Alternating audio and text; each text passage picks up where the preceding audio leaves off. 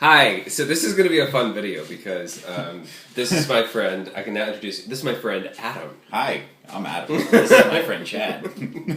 What's fun about this is we were hiking yesterday, and some of you may know Adam from some of his other work.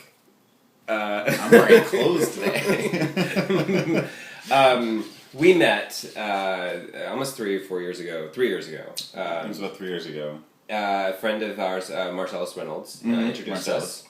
And I was doing this movie that will never see the light of day called Away. The reason I say that is because hopefully the director will get off his ass and finish editing it. Well, I helped write it. It was 15 stories that took place in a hotel, and Adam was a bartender. Yes. And so come in and play bartender. Yeah. Yeah. After our frozen yogurt experience. Yeah. It was, hey, play stripper. No, play bartender. Yeah, because originally there was a piece that was called Dead Stripper in 219, and instead of casting him as the stripper, we made him the bartender in these other 3 pieces that we shot. I think you shaved your head like midway through one of them.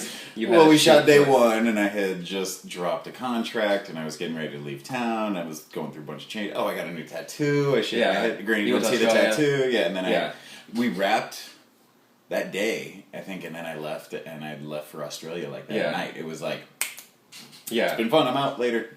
But so funny. So then we finished that film, and I was ready to move back to Atlanta because I had been writing screenplays for producers who had no idea what they were doing with them. It was very, very frustrating. Yeah. And it was Adam, myself, and Marcellus. We were sitting at St. Felix in West Hollywood. And I was very depressed, and I said, I'm just going to move back to Atlanta because nobody knows what they're doing. And Adam said, well, you should just make your own film. Like, the most innocent, naive statement ever. Like, I know what I'm talking about. You could totally do this. It's all you. You could have fun with it. Why not? And I remember saying, I was like, oh yeah, that's so easy. Because the scripts that I had written, that I had at my disposal were, one was a horror film, which was very expensive, and one was now the pilot for that Sean Hayes is producing. It's about 3 women who sell dead body parts. And in the midst of this conversation, I said, the only story that I think you could do low-budget style would be the story about Joey Stefano, who was an adult entertainment performer back in the early 90s.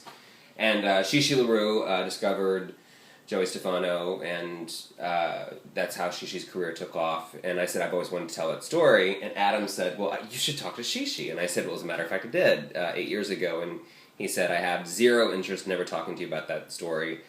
And Adam and Marcellus both said, well, I think enough time has passed. And we finished our drinks, got up, walked around the corner, and ran right smack into Shishi LaRue. And that's how it happened. Kind of like divine intervention. It was totally divine. It was totally divine intervention. It's random. Who does this kid talking about? And then, okay. Oh, Shishi's right here. Wow. Right there. And I had never met Shishi. So that was like... And I'd emailed Shishi 8 years earlier. And so to run into him and then, here it is 3 years later, and now I'm producing a movie called The Porn Brat Pack, which is, it's not just about Shishi, but it's about Shishi, Joey, Sharon Kane. Anyway, that's people, I mean, he's got a couple different projects going on, but yeah, that one. Yeah. So that was that's how we got to here. But we were hiking yesterday, and so when I put him in the IMDb, he has several. He's like Santa Claus. He's got several different names. One was like, "What do you feel like today?" I'm like borderline schizophrenic. Right? Who are you? I'm Jeremy. What? Yeah. So, do you want to explain the story? The Jeremy. So, I am and was an adult performer. I actually was one of Shishi's contract boys as Jeremy Building.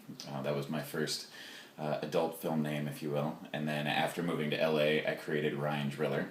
And he's the straight persona, the one that performs in all of your straight content a lot. And then you just had Adam. That was just this guy that moved out from Littleton, Colorado, and was just whatever, the guy you see hiking and hang out in frozen yogurt in St. Felix and all that. And I had created these 2 careers and kind of gone and branched off, and then a little over a year ago, I made a decision just to pursue one industry and just to stick with that. So I moved behind camera and was kind of helping produce, direct, write scenes, so nothing to the caliber that he's doing. It was like, where are we today? Looks like a classroom. what's gonna happen? It's gonna be a test. 3 minutes of bullshit, and then take off the clothes. Let's get to this. So I had some fun with that for a while, and I stopped producing that. I was writing little kind of fluff pieces for LA After Dark for a friend of mine, doing random articles as either Jeremy or Adam, kind of depending on what the content was, and haven't done that in a while. So I realized, just out of pure narcissism, I was keeping Jeremy Building alive on Twitter, partially for affiliate links, and you go sign up for a website, I get $20. It kind of worked out pretty well. It's a job. It was a legit job. And my Twitter account, I made a job. Yeah. I post way too much. Way too much. I got one friend that laughs at me. She's like, you have over 20,000 tweets. That's over 4 years. It's not like yesterday. I think I have 20,000 too. Yeah. Yeah. But, and to kind of play all these different roles, and everyone, well, why don't you have an Adam one? Why don't you have an Adam one? And I was like, nobody really cares what Adam's doing. And I was like, well, maybe they do. And I've got friends that were always telling me, we love your Facebook statuses. You make my day with your Facebook status. But I have a Facebook rule that says I'll only post one thing on Facebook a day, except for pictures. I'll upload albums, or I'll upload whatever event's going on, like a live action Thanksgiving dinner. Like, now I'm cooking this, now I'm cooking this. But in terms of Facebook statuses, you don't need to know my every move all day long. I'm not one of those guys. That's what my Twitter's for. So I decided that it was time to get rid of Jeremy and let him just fully move into the background, and I'll let everybody have their fun with him as a memory and a happy experience and moment that was in my life. But there's no reason for me to keep Jeremy around anymore, and I was just holding on to that name. So getting to work with Chad on various projects and do my own thing here and there, I decided I'll change the name over, and anybody that wants to stay on and have fun with Adam, to Adam Cuculich, on my Twitter account is more than welcome to, but it's not a porn outlet. It's not. It was like, it's not really that. So if I write a fitness book, I mean, I can incorporate some of the things, and it's like, well, obviously you've seen my naked body, you know what it looks like when I did this. When I did this workout, we'll tie it in, but at the same time, so I made that change, and today I decided, on Father's Day, as my dad used to always threaten me, he's like, I created you and I will take you out, and I was like, I created Jeremy and I took him out and I moved along, and all I did was do a name change. It was relatively harmless, and it was actually our conversation yesterday as he was asking me on the trail, he's like, well, why don't you get rid of it, or why don't you start an Adam account? I was like, I have an Adam account. I just hide under this cloak and this shield that is Jeremy. So it's time to let it down and have some fun. So Jeremy's dead. So Jeremy is gone. He's gone. I mean, with Adam. If he ever comes back, it'll be in a directing and producing role again. Should the gay companies decide they want me to do that again, but I'm getting to kind of do the same production writing thing now on the straight side a little bit here and there. So could you be Jeremy the Second? Jeremy the Second. I mean, I'll just keep the rhyme one for that one and have fun and kind of do the natural. What I say is natural transgression is most performers should be doing is start in front of the camera, move behind the camera, have fun in that industry. You can only fuck for so long. Let's be honest. So that explains the new name. But that explains the new name or the real name or the confusion. It doesn't explain the confusion at all, but that is why I am now Adam, and you will see me as Adam, and hopefully you will follow me as Adam. And come play with me as Adam. Well, we have some questions that were sent in. Cannot wait. And actually, some of them the first question was actually for me. But it's actually for you to answer as well. Why you? Why me? Why did I cast you? Why? And I ask myself that every day. Why did you cast me? Well, and that was from, I don't know who that was from. Sorry. I think it was from Juanita. Because I like to work with my friends. I like to work with people that I trust. I like to work with people who are easy on set. And that was such a crazy day when we were shooting. We shot the pilot that you can see. When we shot that, I want to say we shot the entire thing in 8 hours. But that was, maybe it was 10 hours. We had 2 hours of sound issues that really killed us. Yeah, but I think that we shot 22 pages in 8 hours. And that's because I need good actors who are fast and they come to set and they know what they're doing. And but specifically Adam is because I love when people say you can't have a career doing X and then try to do X. And I've heard that, having researched Porn Brat Pack for the past 3 years and talked to a lot of performers, people have always said, you can't have a career in porn and then become a legit actor. And so whenever I hear that, I like to be the person that kind of helps get in there and instigate it. You know what? You can't have a legit credit on a resume. And you've won a lot of awards. I mean, they I've only won get one Oscars award, for but some of the. I got my Oscar. I'm claiming that as my Oscar. You get a trophy for something that you hate doing with a fiery passion. Did you ever get the trophy? I did. You got the trophy. I did. It's sitting next to the Superman lunchbox behind us. I was nominated. I've only ever won one award. I've had a lot of fun with it. The funny thing is I never really grew up saying, oh, I want to be an actor, I want to be an actor. But I've always had fun acting out different roles. I used to run a Boy Scout camp, and we put on a campfire the day they got there and the last day that the kids were there, and there were always little skits. And I mean, everybody knows the campfire kind of skit thing. So I did a lot of that, and getting up. I am terrified of public speaking, but at the same time, getting up and actually doing it, I always thrived on. I love pushing the envelope and pushing that. And then getting into porn and playing around and getting some roles like Superman. Here's the script, and here's going to get this. Yeah, I did say if I ever wanted to be an actor, it was just to play Superman, because obviously I can't come from another planet and fly and all that. I know I have to do that through the magic of film. But getting to do that and getting that script and having a lot of fun going, oh, this is actually a lot more fun than I ever thought it was going to be. Yeah. So I have had a lot more fun with it, and I've subtly kind of pursued it here and there, knowing that, yes, because I have my other side, the deep, dark, dirty secret that we're supposed to never talk about or hide and pretend doesn't exist. It was one of those, all right, I know I'm going to have to choose my battles wisely and choose...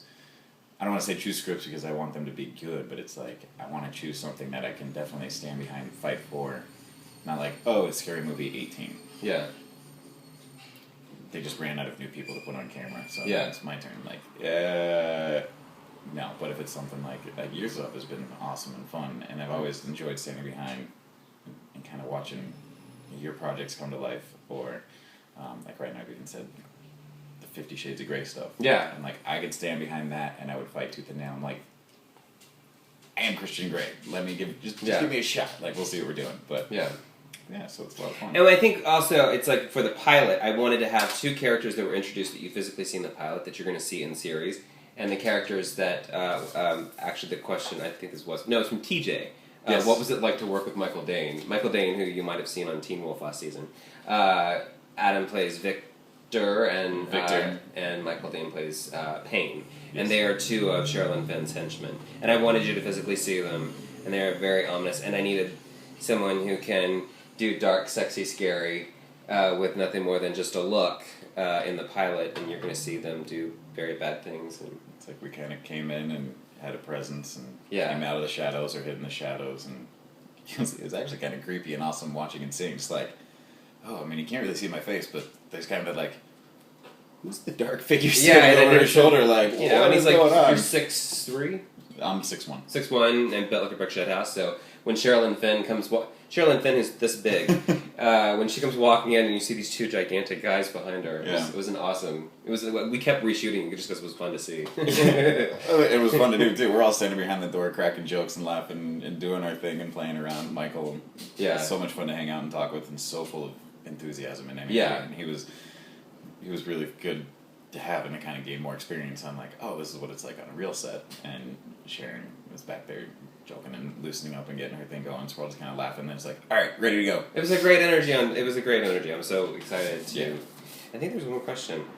This is from Juanita.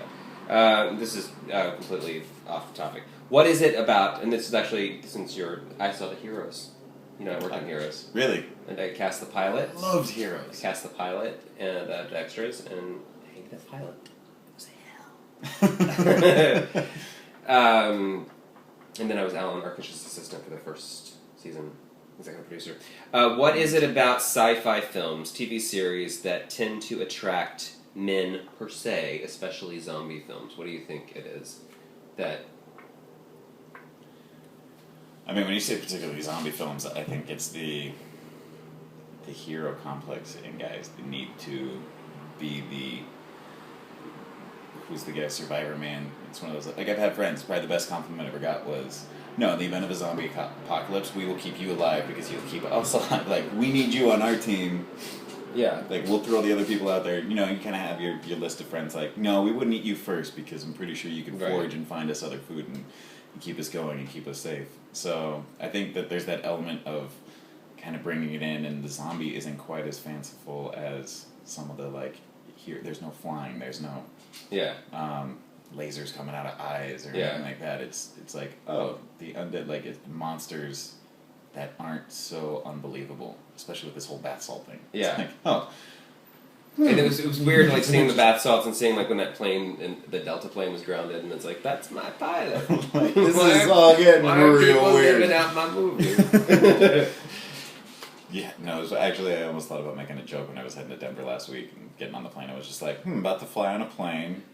Speaking of Project Phoenix, I think I'm going to have some bath salts before jumping on. Like, what's going on? I have learned never make jokes at the airport. Well, and no, don't it was mention going to be on blowing Twitter. up CIA because they do not find that funny. No, nor never threaten to take down the airline while you're traveling.